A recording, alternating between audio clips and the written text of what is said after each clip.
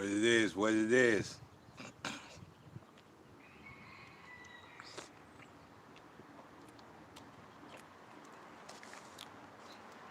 It's your boy LB. We out here, we talking. It's that time to it's that time to chew that mental food. You gotta sit down and get you a plate of that plate of that, them broccoli and thoughts. That's what we're gonna call this, broccoli and thoughts. Power of death. We talking about it. Who with me on this conversation? Four people in the room. Salute, salute, salute. Gonna let a couple of people come in the room. And we're gonna get right into it. The power of death.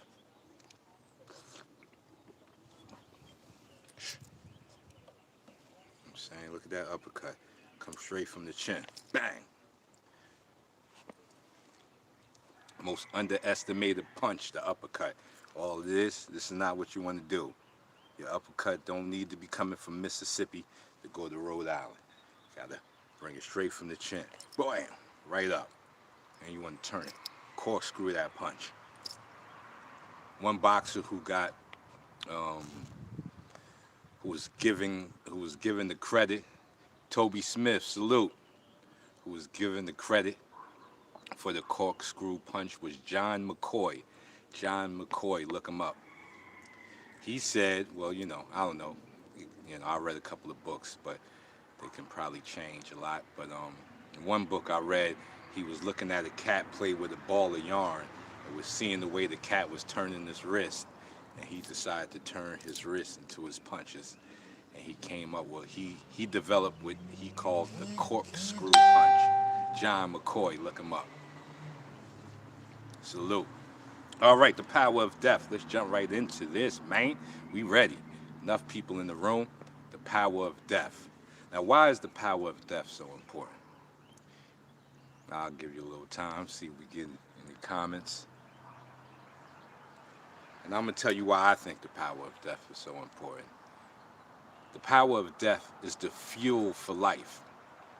And it's the reason why a lot of our religions exist to this day is because the power of death. We all want to know what's going to happen next. Uh-oh, Tai Chi Burley's in here, limited time, that's right. We all want to know what's going to happen next. That's why you have Allah and Jesus and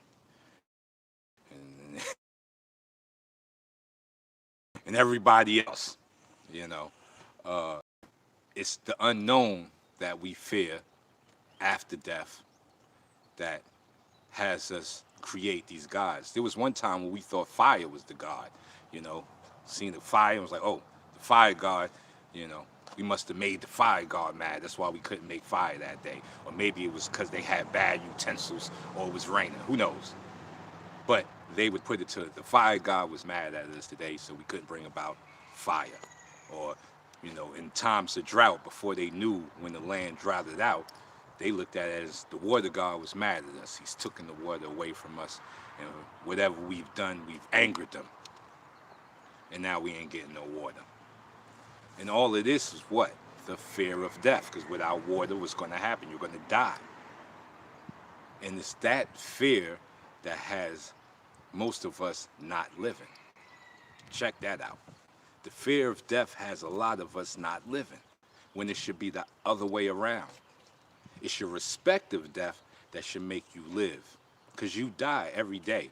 Your conscious mind that you have right now that you're listening to me with, looking at your phone or your computer or whatever you on, it dies every day because you got to go to sleep. The subconscious mind, the God mind, is 24/7 on the job. He's a 24/7 store. You can go to him at any time of the night. He's open, he's ready to rock and roll. But the conscious mind dies every day. So, in reality, you die every day. But the fear of death keeps us in place, almost like running in place. And we form these religions to help us keep us in order, so when we die, we can have something better. And all the while, It has changed nothing. Antoine Owens, we still doing the same things we do, still cheating, robbing, lying. But then we can go to a place and say, I'm sorry, and then all is forgiven. See, that's what we want to believe. So that way, after death, we're kind of putting, you know, coins in the bank. So after death, we have something good to look forward to. When death, even when you go to sleep and your conscious mind dies, the death is a remaking, a rebuilding. Your body is rebuilding. Third G Theater. Yes. Nothing is created or destroyed. It only changes. He said death enables the fluidity and creativity of life. Salute that man. That's what we talking about. Even as a fighter, you scared to die. You know, as a fighter, you know what the death for a fighter is? Sleep, sleep. Sleep, sleep is the death of a fighter. And you could really die too. But the death of a fighter that we're used to is that knockout punch, that knockout kick, or he chokes you until you fall asleep. But it's that makes us train harder. It's knowing that you can be knocked out, kicked out, and choked out.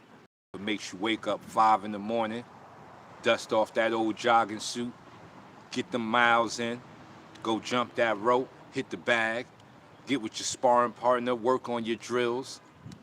So it's really death that should be fueling your life, because it's inevitable. It's the sleep. It's the big sleep. You sleep every day and then you get that big sleep. The sleep, sleep, sleep, sleep. Everybody going night, night, nigga. You get that big sleep at the end. And it's a rest. Death is not something that should be feared. It is your rest moment. After living the life as hard as we living, you're going to deserve a rest. Put it like this. If you could live forever, you know you'd be mad as a motherfucker. You'd be mad. Because then if you could live forever, you'd watch your wife grow old and die, your kids grow old and die, your friends grow old and die, and then you would have to start the cycle all over, get you a new wife, get you some new friends, get you some new partners.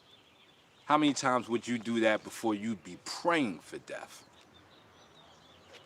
You would want a swift death. So the power of death over here, we want to say Western wise, because the Eastern, you know, has a different philosophy, and the Chinese have a whole different philosophy, and other places, other race of men. But here, you're taught to fear death. And it's that fear that stagnates your progress. You don't feel it because you feel like you living. You open your eyes every day, you feel like you're alive. So you're like, hey, you know, I'm still in the game. But it's your fear of death that's stopping you from living to the hardest part of your life, or living as hard as you can. That's why you see, you know, people that climb these mountains and they see dead people on the way up the mountain. They, you know, I seen one story. He as he was climbing the mountain, he seen his homie that he was just with at the base camp, frozen, dead, no oxygen. And he was running out of oxygen. I think he had to take his last bit of oxygen out of a dead man's hands. Still, he kept going up the side of the mountain. So why would we do things like that if we knew it could bring about a swift death? Why not just stay in your house, pad up your house, put padding on your house, you know, put padding around the bathtub, because you know you can die in the bathtub. A lot of people slip and fall and die in the bathtub. The numbers on that is ridiculous. You wouldn't even believe how many people are slipping and falling and meeting their death in their own bathtub. So you would have to pad up everything. No slip and falls. Couldn't see too many people because now, you know, we got COVID now. So you can't see too many people. So you would have to wall yourself off. And even then, death is still being there with you. You know, you'll eat a sandwich, choke on it, and die. So your life has to be lived with the fuel of death. And religion is good. There's nothing, you know, however you want to, you know, help yourself get through your day, that's on you. But you have to know none of that's going to change that death is coming. And you can't, and there's no amount of good you do or good that you think you can do that can help you on the other side. Because how do we know if on the other side the good that we do here is even valued? Like human good. You didn't rob nobody. You didn't sell no drugs. So when you get to the other side, you good money. How do we know they even care about that? It's cared about on the other side. The good that we think we know runs so deep we couldn't really know the good that we think we know. You know, how good is good, how bad is bad. But one thing we do know is that we have life, what we have now, and then we have the unknown, what we don't know is death. The two forces that we can't understand. And being afraid to live will bring about an instant death. And speaking the word of death brings about a death. That's why we see our people who pray for death, you get it. You know, all you got to do is pray for death every day. One day you'll be right. Just, you know, and, you know, that's how he comes for you. Because you can cast your own death because you're within life now. So you can bring it about. Because it's coming anyway. But you can bring it about through your actions and make it believe and make it seem like you've brought about your own death. It's just inevitable. And all you're doing is wasting time wishing for a death. And there's a lot of ways to wish for a death. You don't have to say, I want to die. But if you're into, let's say, shooting people, killing people, that's about asking for a death. It's coming for you too. You know, I remember when I was running around the hood and we was running around pulling guns out on people, and eventually the guns was pulled out on me. You know, eventually I was on the wrong side of the gun. And death was right in front of me. So life should be lived with the power of death.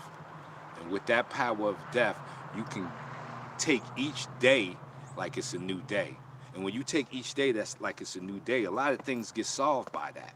Meaning you don't carry regret. Because each day is a new day. What happened yesterday is yesterday. You gotta let it go, let it die. See, we also give life to things that should have died. There are a lot of problems we deal with that are like walking dead, the walking zombies. Because we keeping all of those problems alive. We ain't let none of them die and go on about their way. See, that's the power of death too. Is letting things die. Stop watering a weed that's killing you. You could know a situation is killing you and you'll still breathe life into it. No, that's when you have to come like the God you are and strike it down with a quick, swift death so your life can move on and progress. So death is not always the worst of things that can happen.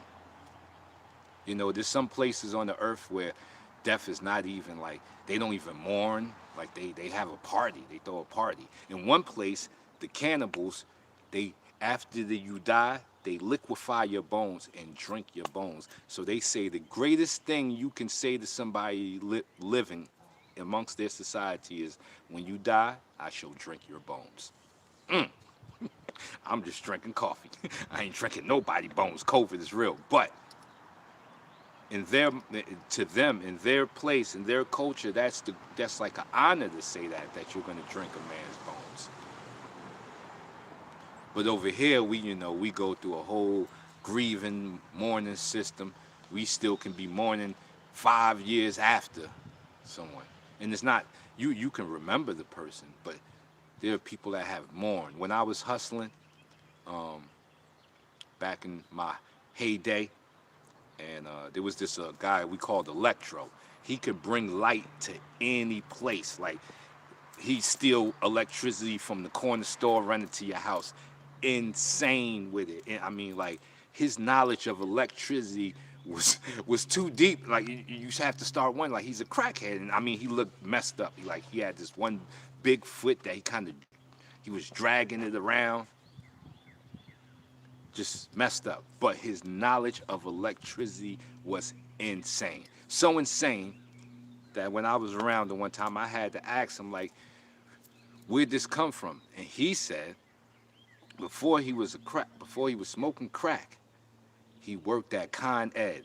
Con Ed is the biggest electrical company in New York. He said he was the head of Con Ed. That's that's why he had all of this information. He can run electricity like numbers. He was the head of Con Ed. Now, he must have been making the bag plus the suitcase. So why would you throw that all away? He said his daughter died, and that was it. His daughter died, messed him up, lost the job. Now he's in front of me, smoking crack. We call him Electro. He's running electricity for a $5 bag of crack. But he's still alive, though. He could probably still be alive to this day. But he was dead. See how death can happen? You don't have to be in the coffin to be dead. So the fear of death has been way overblown. Oh, way overblown. And the fear of life. And the fear of not letting something die. As we would say, let it go. We've totally mixed up the lines over here. It's kind of like breathing. When you breathe, a lot of people, when you tell them to take a breath in, they suck in their stomach. That's, that's backwards. That's shallow breathing. That's when the breath stops here. And when you breathe, stomach has to come out, fill up like a balloon. But ask most people to breathe, and I guarantee you they'll breathe the other way. Because we got it messed up. That's the unbalance. That's the good thing with martial arts and bringing the body back to a natural state, more than just learning how to whoop a man's ass. This martial arts can bring your body and mind back to a natural state. Okay, death is a part of me. I ain't been hitting my let go or be dragged Zen proverb. Paris Robinson, what's up, we good. Pardon, it ain't been coming up. I ain't even see this. Toby Smith, we up in here. Facts, my people, we up in here. Let me make sure I drag this so I can see my people responding, because I don't really see it. That's why I done went off into a tangent, like my people ain't even in the building with me. It's the coffee, man. Coffee be lighting me up, man. This coffee is serious business. This coffee is going to be the death of me. I swear this coffee is going to take me out. But, having that talk about God the other day is what made me think about this conversation about death, is because we've created all of these religion and spiritual ways of thinking because of our fear of death. Like if you Electric Burley, salute. Ben McCool, got somebody. Is that a new person in the building? I think this is the first time I seen you, Ben McCool. Salute. Welcome to the chat. Welcome to the chat. I think we need to start celebrating death more. I think we need to really celebrate the power of death, because it is the energy. I wake up every morning like, shit, I'm alive again? Oh, it's time to go hard. That's because I ain't slip off. I ain't slip off into the afterlife. So we really need to start saluting the power of death in all ways and let go of our fear of it. Because we'll keep coming up with new ways to be mad at each other. A Muslim and a Christian both mad at each other, but they both scared to die. That's why they talk and they talk. Because both of them scared to die. Whether you think Adam and Eve did it, or Allah did it, it's all the fear of death. And we sitting here having these long, drawn-out conversations mad at each other. That's why I said there's no truth. Like, I believe we are God. I believe I'm God, universally. Not the God sitting on the cloud with wings and stuff. I'm talking about I believe the universe is God, and we are the universe in flesh form. If the universe took a form, we are one of the form. I think we're one of the forms of the universe, because that's going to go into my other one. do you believe in aliens? That's a whole nother chat. That's a whole nother chat. Because we got to start, if we think about our gods that are here, do our gods go to other solar systems? Like, is Jesus relevant in another solar system? Island Fist, that's right. That's right. We was all a little shook. I remember when they came to kill me. I was scared as hell. But how do we know? What we don't know about death is definitely, you know, it's the next level. It's the next level to our existence. So what we're really scared of is letting go of this existence, because you want to be human. You want to have your chains on, rock your shirts, slap your girl on the ass. That's what you're really scared of, letting go of your human existence. Not of death, because we all see it. It's all around us. Bambi running from the lions, you know. When you think about how many times a lion kills a deer, shouldn't God be mad at that lion? Because he's out there just killing all of his creatures. Why isn't God striking down the lions and everybody else, all of the animals? Because I be watching Mama Nature. Mama Nature is vicious. Salute. We have to stop thinking like humans. Boom. Get that man a badge. We need to start thinking like the sentient beings we are. We are sentient beings having a human experience. We're not humans having the sentient being experience. It's not the other way around. We are sentient beings. I think part of this trip is realizing that. Part of this whole human experience. I believe the universe wanted to be humbled. I believe the universe wanted to humble itself. And one of the ways it figured it out was flesh form, or whatever form the universe comes in. Because I know for sure we ain't the only ones, but our religions would teach that. But I know there's aliens out there. Mathematically, there's no way we are sitting on a rock in this big vast of space and there's no one else out here but us. That is impossible. On this one rock alone, how many different forms of life is there? There's forms of life we don't even know yet. We don't even know yet. They in the rainforest still finding animals and frogs and stuff. They still finding new frogs. And we ain't even go to the bottom of the ocean yet. They sent one of them things down there, and this fish that glow way down in the darkness. All of the fish down there glow. So we haven't even met all of the life forms on this one rock alone. So are we to believe the sun is only giving power to us? That it's up there just giving power to us? That's why we have to be bigger than religion. We have to be spiritual. We have to start thinking with our spiritual mind. Salute Larry Moore. We are a spirit form, living soul inside physical body. Correct. Because we are outside of nature's hold. And nature's hold is you do what nature says. Like I said, the tiger can only do what the tiger does.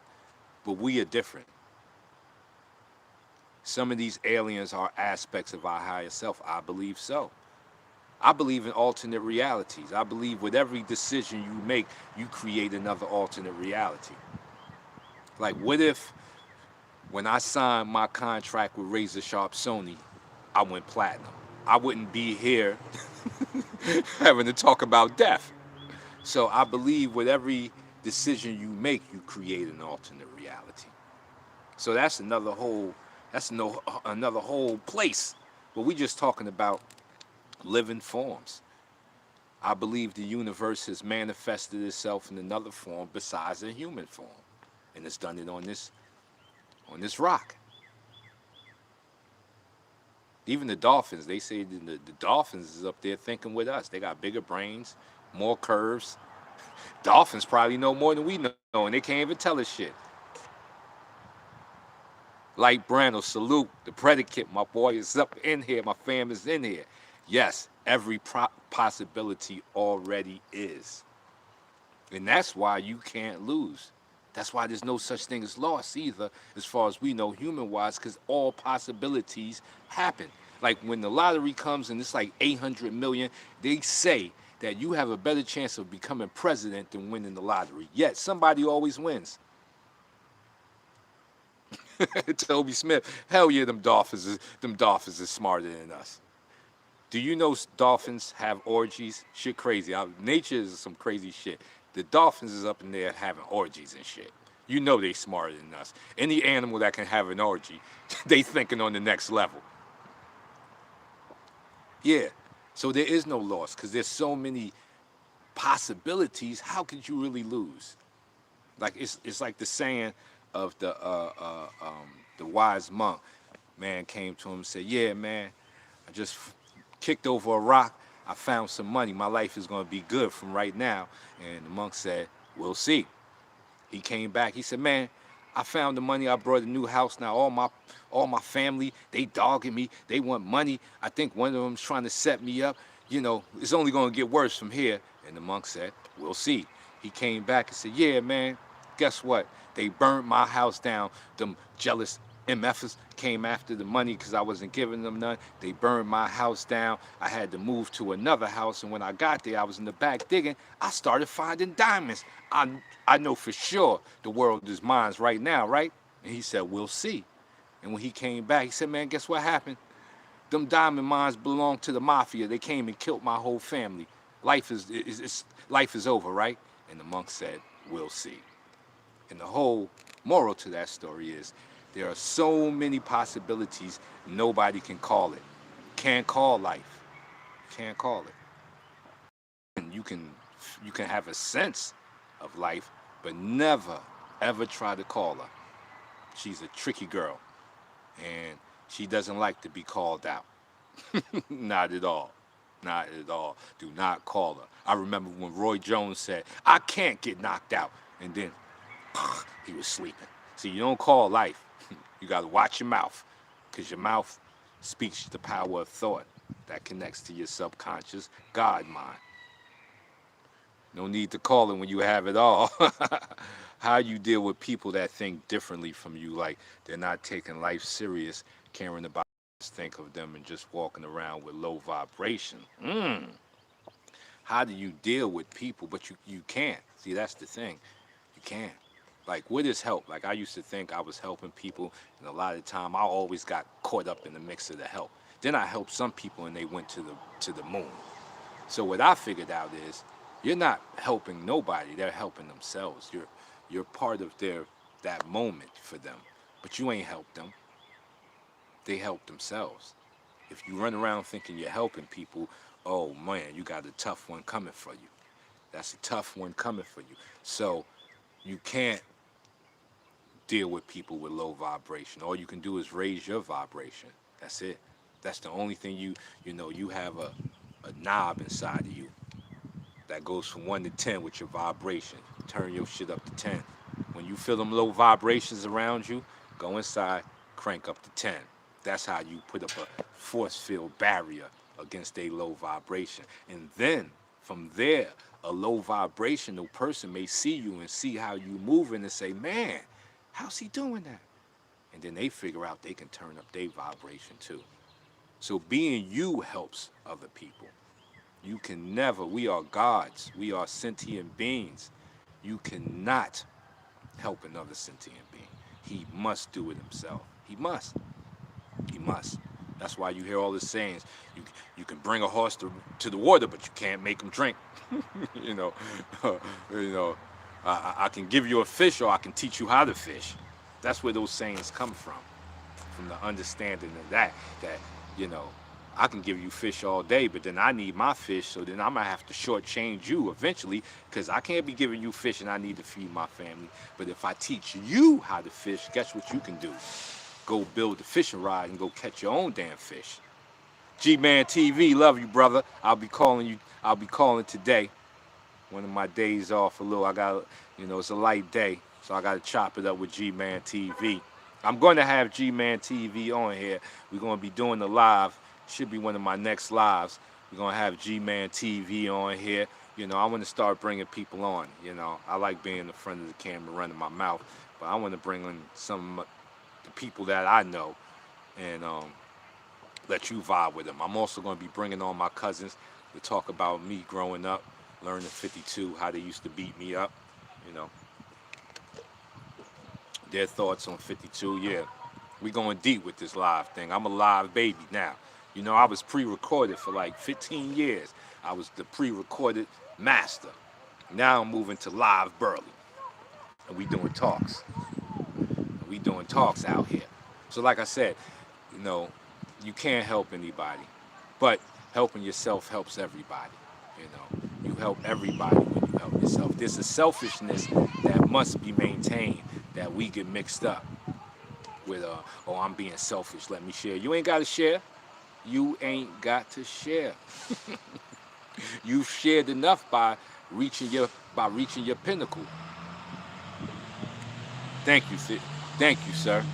Yes, this, you know, fighting is mind, body, and spirit, and the physical of it, hitting bags and hitting people, feels so good that you can forget about the spiritual side. Even the mental side is thought about, because when you know when you strategizing, trying to get your man up out of there, you on there. The predicate said he gonna name the video the Headless Horseman. I like yours better than the chicken neck. I only did because when my father told me the story, I was in tears. He said, dude would be in the cell all day. But what happened? He was training. So when you threw punches at him, you wasn't hitting nothing. But I like yours better, the Headless Horseman. Yeah, but you must tap into the spiritual because it's the one that's overlooked more often than not. When you can start kicking ass, you forget all about the spiritual. Even like Musashi, the swordsman, he was chopping heads off, choo, choo, choo, and then he got spiritual with it because he said, when I chop a man's head off, because he thought he was teaching the men that came and challenged him a lesson. Like, you coming to challenge me, off with your head. So he thought he was teaching them a lesson, but what he learned was, when I kill you, you're not around for the lesson. You're dead. You've moved on. So he started using the wooden sword. So he reached spiritual enlightenment through killing people, the power of death. He reached spiritual enlightenment by chopping and lobbing off heads. And he started using a wooden sword. And when the dudes came to him, they like, "You, that's what you using? Because I'm coming to kill you, Musashi." He was like, "Yes, this is what I use." And then when he beat you all upside your head with the wooden sword, gave you knots, sit you back to your village, knotted up. Like, yeah, I challenged Musashi. He up in the mountains hitting people in the head with sticks and ish. I'm saying he up there wilding on people. You learned the lesson. You was alive to learn a better technique that won't get you beat upside your head. See, they said the warrior's path is the quickest way to enlightenment because you're killing shit. And through watching something take its last breath, oh, you gonna get spiritual, baby. If you watch something take its last breath over and over and over and over, something clicks in you. You see these snipers. I've been watching this sniper on TV. The man was so calm. I think he had 88 kills. He done put bullets in 88 different foreheads. And he was talking so, yeah, you know, gotta do, when you're moving out there. I was like, what the hell? Like, you know what I'm saying? Like, after seeing that many deaths, you would think, his ass would be on his shoulders. But something else happened. It was like the reverse. So that's the power of death. And that's how you know the people that ain't really killing. The people that are excited to kill, there's two things. They're either liars, cappers, or they're psychopaths. And both of them exist. There are some people that really love to see blood splatter in their face and, but that's not a lot. But they're out there. Mainly it's the cappers. It's the cappers. The one that's, word, son, I'll put a bullet in the dude's face. You, what? Go get the strap. Go get the, yeah, they, no. They scared to death. Like, it was like Caesar Milan. I don't know if you ever watched The Dog Whisperer. Twisted me out. It was this one dog. He was going crazy. He was shaking the cage. Like, rah, rah. He was shaking the cage. He looked at, like, in my eyes, the dog was a straight killer. Caesar Milan looked at him and said, oh, he's not no killer. He's just scared. Like, well, he don't look scared. He's shaking the cage, he growling, showing his fangs, spit. Look like Caesar opened up the cage, walked in the cage backwards. The dog is barking, then he looking confused. The next thing you know, he done backed the dog in the corner, turned around, and started petting the motherfucker. He said the dog wasn't blood red line, the dog was just scared. Same thing with these rappers and cappers and trappers talking all of this death. They gonna go get the gun. They one rhyme they can kill a whole precinct. They always killing niggas and they raps and stuff. And but what it is they the dog that's shaking the cage. They doing it straight out of fear. Straight out of fear. They ain't really about that life. They ain't really about that go get the strap. You really can't be about that life unless you trained, or like I said, you're a psychopath. To really be about go get the strap. So, you know, a lot of us are fear-based, making it look like we angry and we about that business. But when you start letting that go, it becomes something different. You know, you can smile in the face of death. You can smile in the face of danger. Excuse me, when you train right. They say you cry in training, so you laugh on the battlefield, baby. I'll be on the battlefield chuckle-lucking. I'll be on the battlefield chuckling. Because I put in my work. So when you stand in front of me, I'm laughing because I'm knowing, I know the probabilities, the possibilities of what's about to happen to you. Because all of the hours I done trained. And unless you done put in the hours I did or more, you need a miracle. You need one of those hit the lottery miracles. You may get it, but chances are you won't, and I'ma sleep you. Because it's hours in. That's not magic. I got hours in. That's why people come in front of me and spar me and they look confused. Like, no, I got hours in. I don't even have a job. I just be working out every day. That's the current state of my life. So I move with it. So you move with the current, not against it. I told you I wanted to be a rapper. If I wouldn't have let that rap thing die in the good way, I'd have still held on to it, and I wouldn't be here in front of you dropping these jewels on you. You know what I'm saying? And putting in that real training work. So, in my long-winded way, my coffee's almost done, and it's about time for me to hit the spliff. I got to call my homie G-Man. You know, chop it up with my peoples, because that's why I'll be getting a lot of my information from Black Ace. Salute. You know, just vibing with my homies and hearing what they think about and what they going through in their life. Thank you for listening.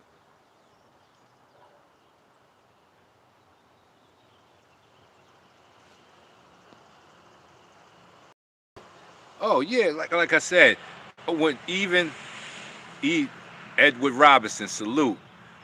Even B. McCool, even going back and forth with a low vibration person doesn't actually lower your vibration. When does it lower your vibration? When it touches you emotionally. Because emotions are the only thing that kick facts to the curb. So if you're dealing with someone in a low vibration and they have touched your core, your emotions, your essence, that's your core. You have to protect your emotions. You know, like it's in a treasure box with a padlock on it, wrapped up in another bag, thrown into another locker with a big lock on that. That's how you got to do your emotions. And when you do that with your emotion, you can interact with the low vibrationals. You can talk with them. I have fun with them. I like to make them mad. I like to let them dim their vibration even lower. See how low you can go. It's like limbo. See how low you can go. You know, nah, you don't have to be scarred by dealing with people with low vibration. Only if you can protect your essence. If you can't protect your essence, don't do it. So what does that mean by protecting your essence? So if I'm dealing with a low vibration guy, and he's like, fuck you, light, and I'm like, what the fuck? Fuck me. Fuck you, son. He's touched my essence. You know what I'm saying? Now, if he says, fuck you, light, and I said, you know what you missing? You probably didn't have your coffee this morning. He has, you know. That's the power of sarcasm and wit. That's what you got. This muscle up here. This muscle right here translates to this muscle. When you win more fights, you can win more fights with this muscle than you can do with this muscle or these knuckles. 95% of your fights you can beat with your mouth that connects to the God mind of thought. Because words are just the flesh of thought. You know, if you put flesh on thought, you got words. So, if your thoughts are strong enough, you can defeat most fights right there.